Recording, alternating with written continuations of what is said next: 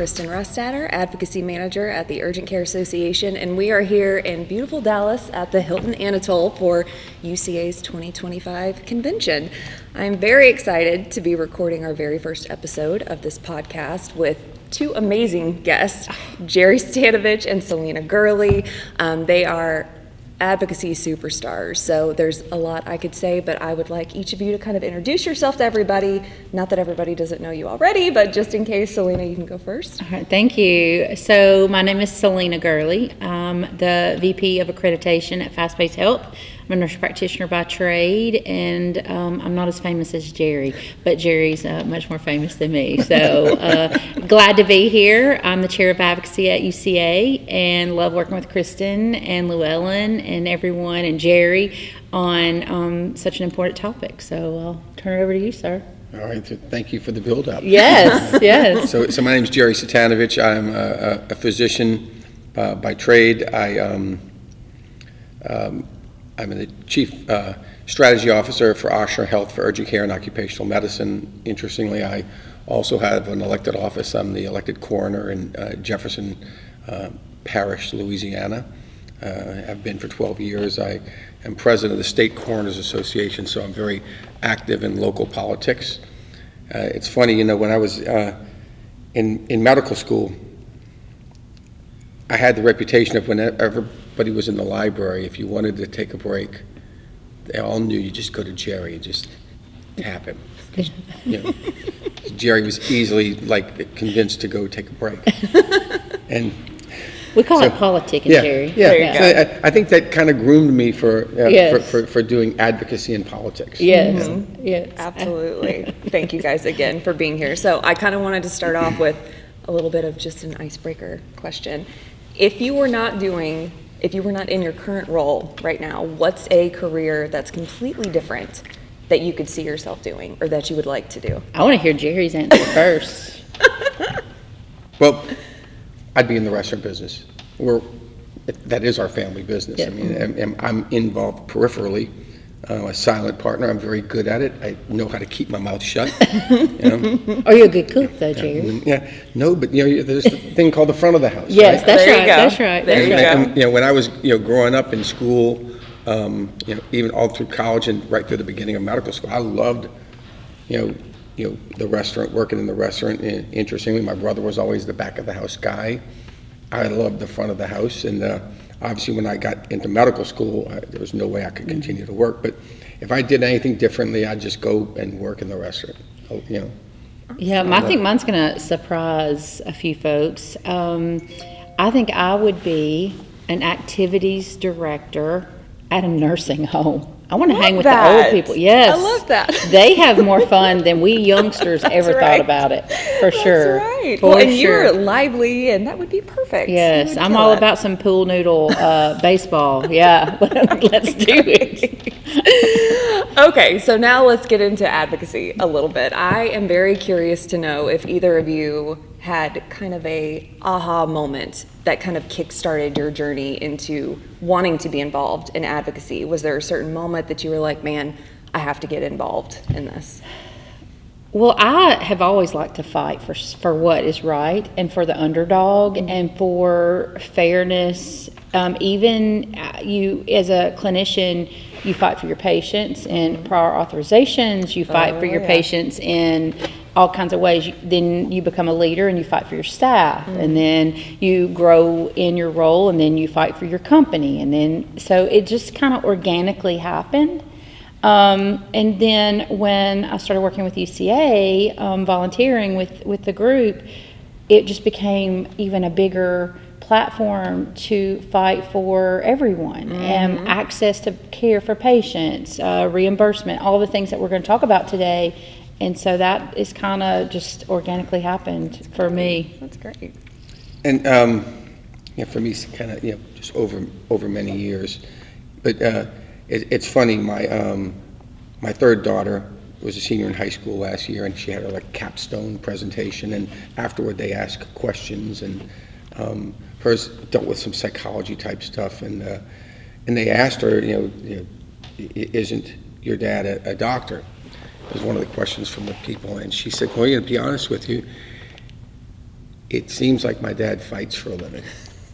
That's right. Because I've got a lot of stuff going on, and she always hears me on the phone, and it's always handling issues, not just work issues, but, issues, like from my association, the Coroners Association, of which I'm the president. I mean, it's a lot of issues that come up with that, and so it's a lot of political type issues, and I thought it was really kind of funny. I like telling that story. So she said, "Yeah, Dad just seems like he fights for a living."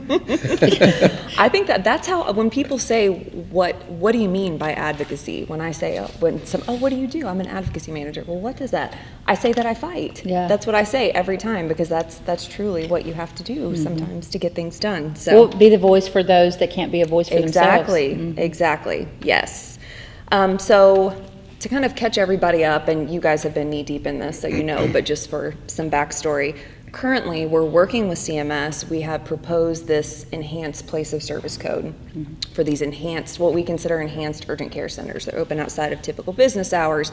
They have x-ray capabilities and lab capabilities and all of these things that can help offload some of those ED visits, because ED overcrowding, overutilization, that's kind of the problem that we're trying to tackle with CMS. And then along with that G code or add-on code. So that's where that additional compensation would kind of come into play.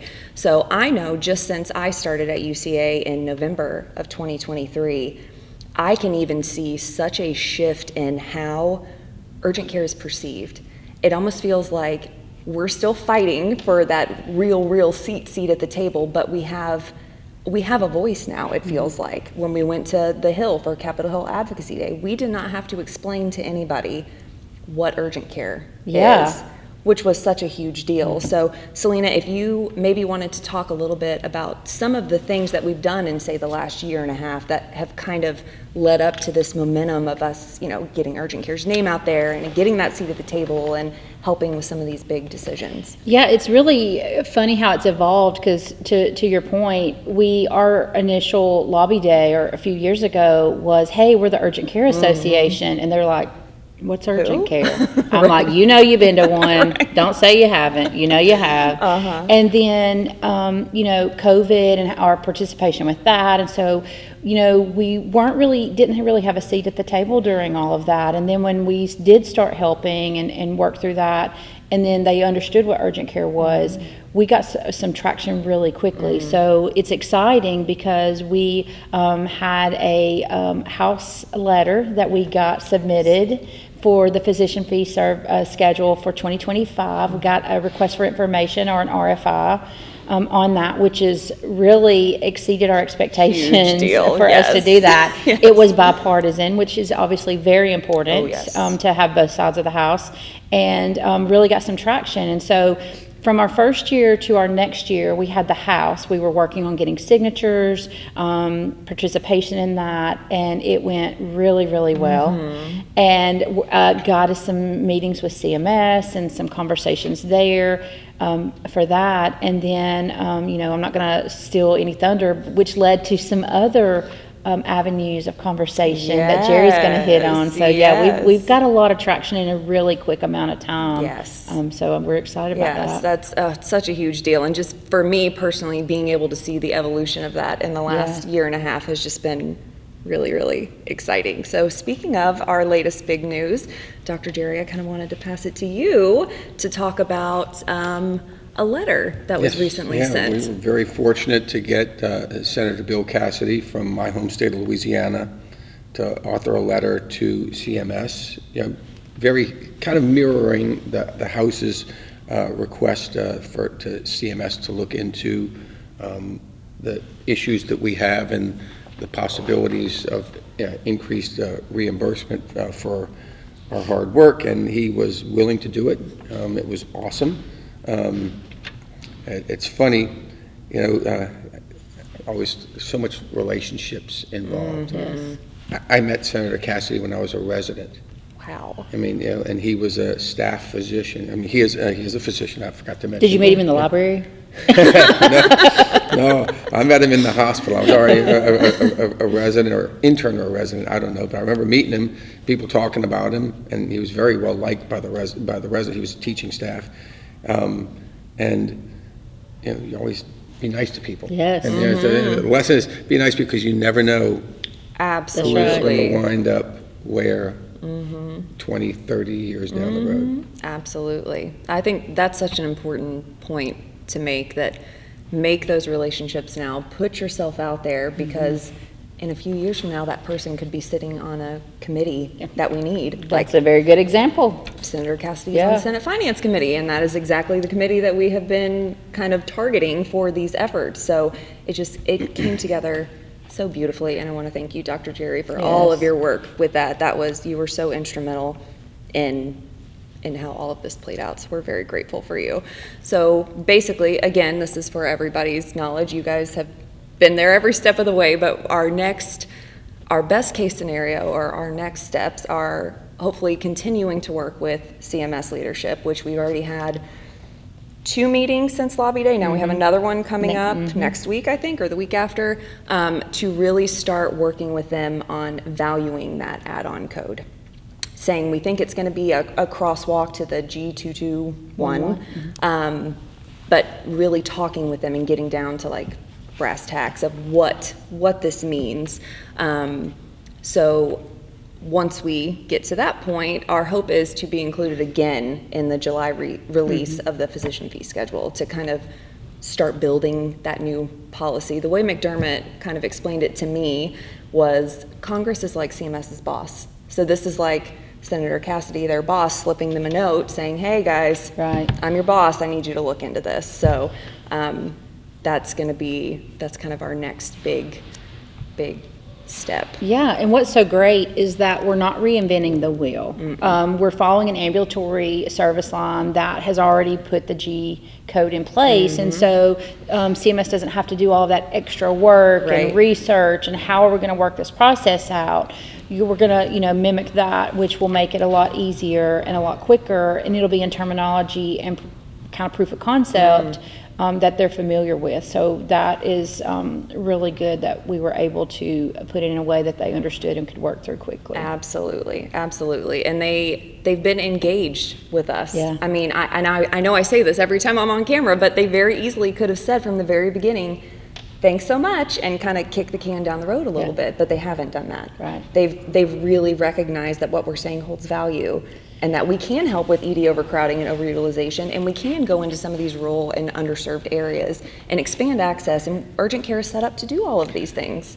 But I will comment on that. Please.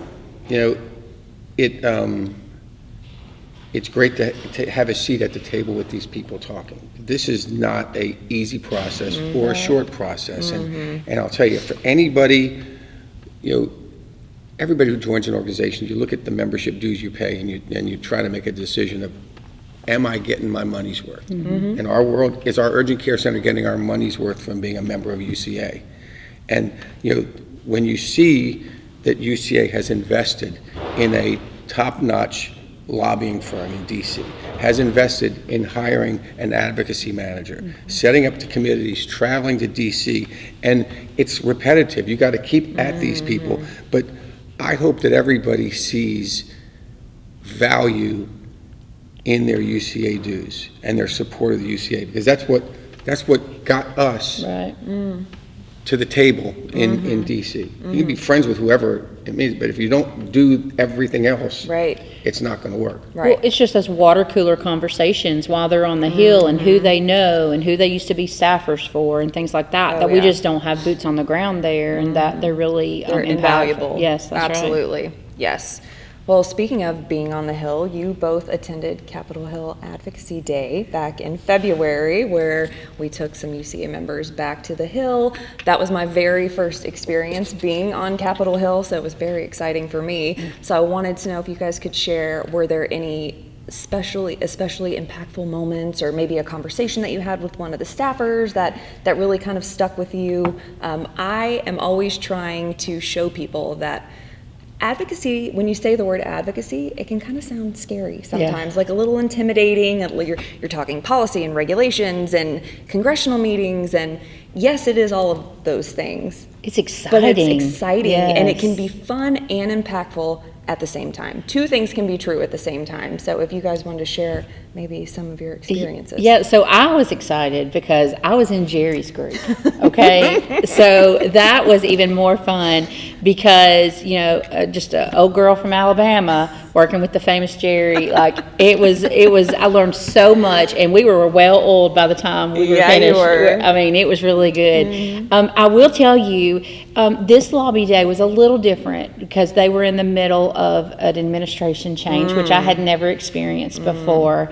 And you definitely, the tension in some offices were palpable. Yes. But I will say everyone was courteous and kind. Everyone was listened to us and was really tell me more about that, tell me more about this.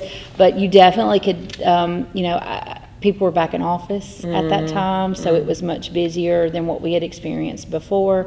And it was like a little beehive. I mean, everybody was buzzing around, and you saw a lot of, high-profile senators on site now, and a lot of security and things like that. But it was it was much more exciting for me this time. One, my group was fantastic, and then it felt like we got a lot of conversations accomplished and kind of triggers, kind of little fires, I guess, planted in places that we hadn't previously because they listened to us a little bit more this time. And so that's kind of what I felt.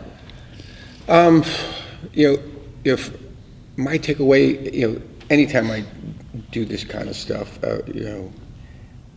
I'm, always, and I think it's something I want to share with our membership, is just because you're doing advocacy doesn't mean you understand everything. I'm telling you, when I sit at this table and start listening to the policy people talking, they're so far over my head. So all they really need to hear from me or from Selena or any of the folks that came is, hey, this is who we are, what we do. And then the policy guys start talking payments and this modifier and that. And really, we laid the groundwork for the pros to do their thing. And hopefully get that thing done. Yes. Well, it's like constituency. They want to hear from people that are their people, and they want to hear stories of how it's impacting the communities that they represent and things like that. And we all have those stories. I mean, everybody does. Oh, absolutely. So that's the easy part, and the pros do the rest of it. Right. Yeah. And having that constituent connection is, like you said, so important because it's the people that live in their district or their state are just a normal person, just telling a story about a time urgent care really helped me, or this is what my urgent care does to help people. It just makes that really personal connection, and like Dr. Gerry said, it opens that door for then McDermott to bust in with the policy points. So it's a that's not our job. That's not our job. Our job is to set the table. Yes. Right. It's up to them to take care of business. Yes. Absolutely. Well, because I was like a Schoolhouse Rock kind of girl. Like literally, I'm only a bill. Okay, like that is where we started, and just to. So that's what I encourage everybody is like it doesn't matter where you are, what your knowledge is.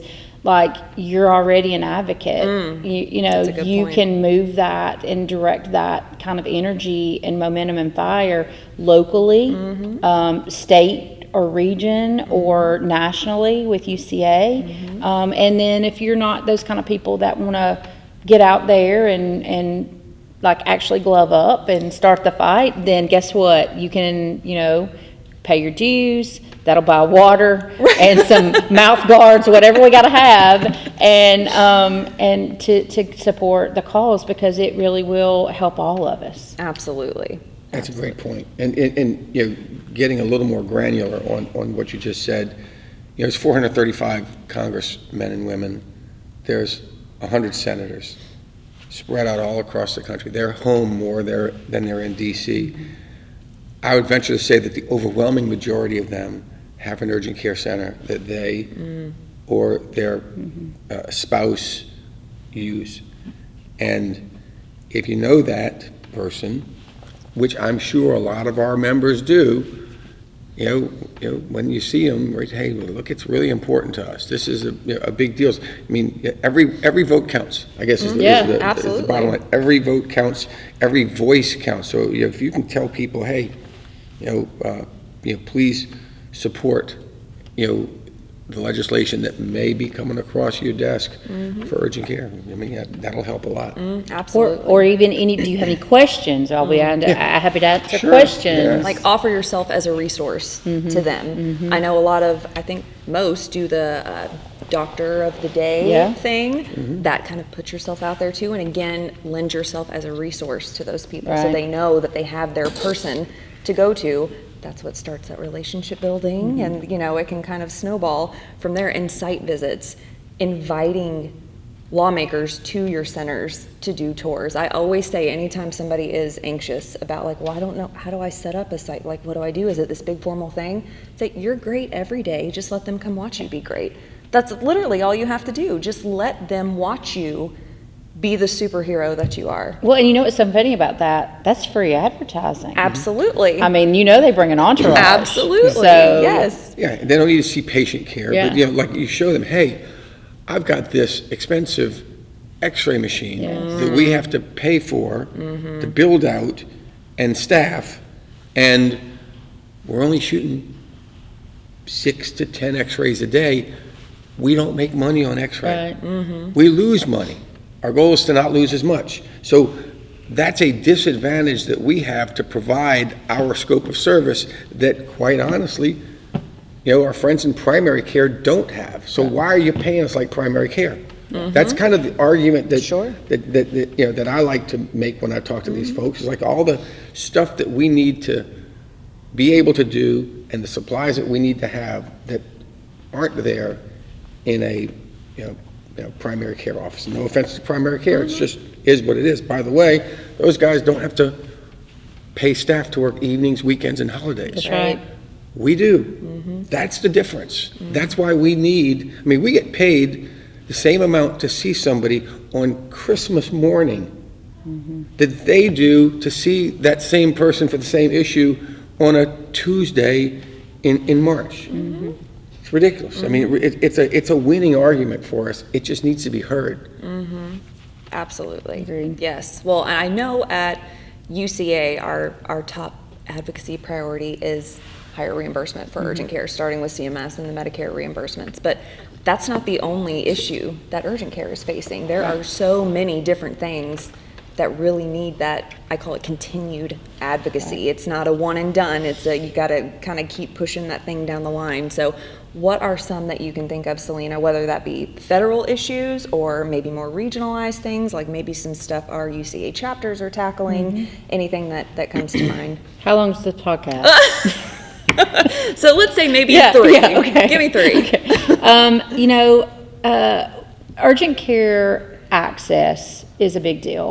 And so where that reimbursement will help with that is maybe the mom and pops that were like, my community doesn't have the access we need to take care of people. If you get that reimbursement in a way that may entice them to open a office there in that location, that is one way. The other thing, and I know Gerry and I both will be like, yes, amen, is staffing. And which Gerry, if you want to talk about that with the X-ray stuff, because I know you've done a lot of stuff. All over the country, every state has different regulations on X-ray, right? And we have 2 things we want to deal with: is revenue, obviously, pay us more, okay, and then you get your expenses. And one of our expenses is the X-ray. I mentioned most of us aren't making money on X-ray, okay, and having to pay top dollar for an X-ray tech. And in some states, they don't allow limited scope X-ray techs. So, in my state, probably 30% of the urgent care centers have up until a few months ago had no X-ray tech on weekends, and it's a killer for you. I mean, because from a patient satisfaction perspective, people go there, they expect to get an X-ray, and you got to send them somewhere else or tell them to come back tomorrow, or just watch and wait. It's just not good. It's just not good medicine. So, we battled that fight, that you talk about a long fight. That's been a very long fight. That's probably the driving force behind my daughter when she said, "Dad fights for a living," because a lot of those calls are in the evening when I'm at home, and and she heard a lot, and they heard a lot of them. But it was a huge fight. I actually joked with my employer. I said, "Look, if I get assassinated, it's workers' comp." Yeah. Because the X-ray techs weren't happy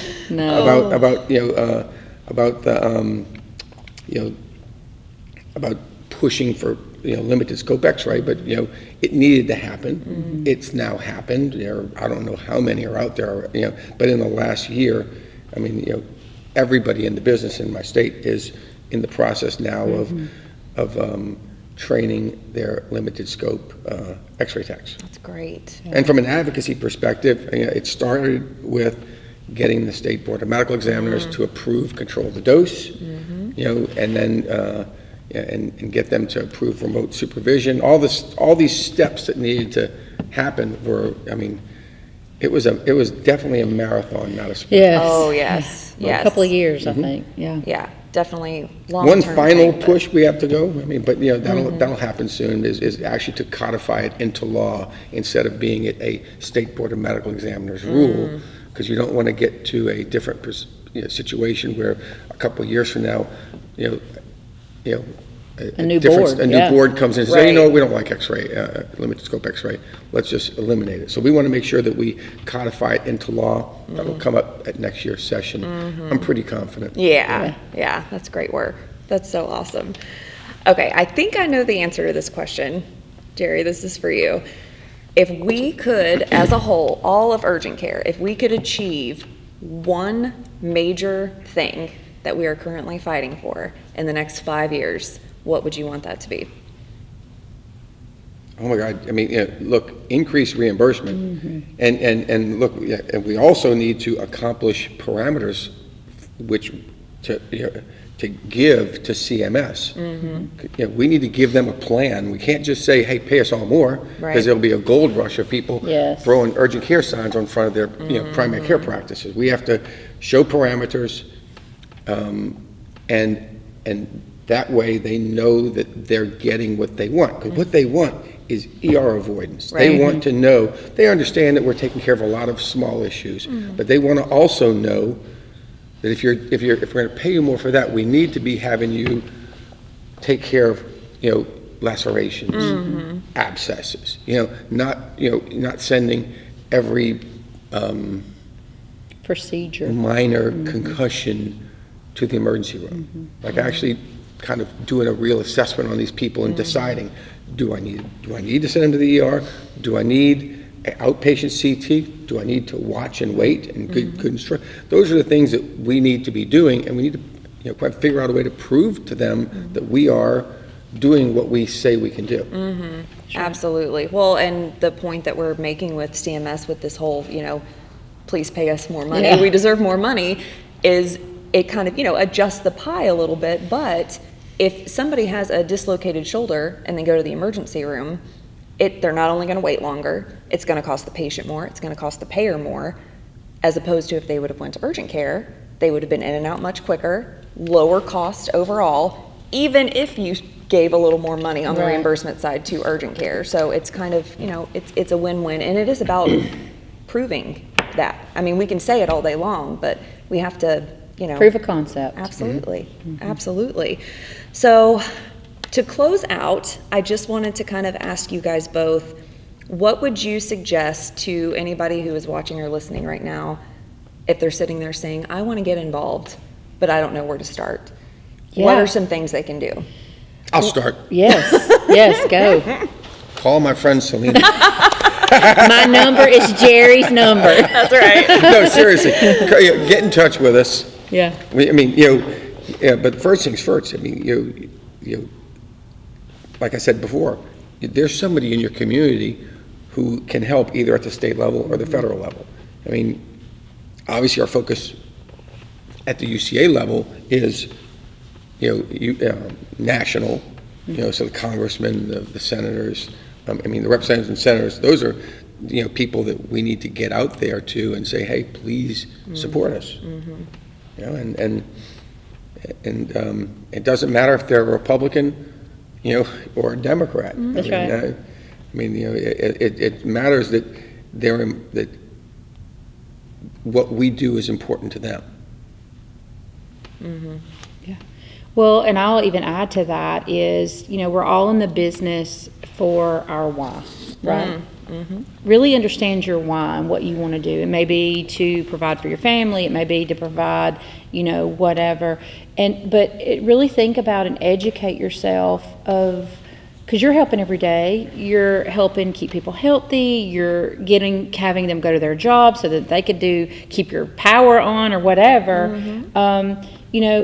Talk to your leadership. See what the interest is there. If you don't want to go that route, then UCA always needs volunteers. It could be anything in the chapters, Naruka, Saruka, or Kaluka. Say that really fast. The chapters always need help, and that's more regional and local. There's so many levels to get involved in so many ways. And like I said, if you're not a doer, but you want to be a supporter, become a UCA member. Pay your dues. Those dues are very well spent on advocacy. And then we will do the hard work for them. That's really kind of multiple ways that they can get involved. Yes, and always, I've had several people over the last year and a half email me or call me and say that very thing. I want to help, but what do you need me to do? We tried to make it as easy as possible. We have templates for just about everything. We have how-to guides, tips and tricks, connections, who to email. So reaching out to me is always a great place to start because then I can connect people with you. Yeah, well, and that is a good point because you do such a good job of keeping the community aware, and awareness is key. Absolutely. Is because if you're not aware and proactive, you're already too late. And so get on the website, look at the newsletter, get on the listserv, look at the toolkit that you put together, all of those things, and just educate, and then you'll be able to be a better informed member to make a decision of what works for you in the community. So I think that's kind of a start too. Yeah. Great. Well, exciting stuff has been happening, and I am so grateful to both of you for being my very first guest. Yes. I couldn't imagine two better superstars to have ready. on our Let's go, Gerry. Let's go. Yes, thank you high five. So much. And thank you everybody for you. watching. We hope to do more of these and just really break down exactly what's happening, what it means, and how you can get involved. So thank you again for tuning in, and please always remember, until next time, we are stronger united, but together we are unstoppable. Take care. All right, one take. Good job.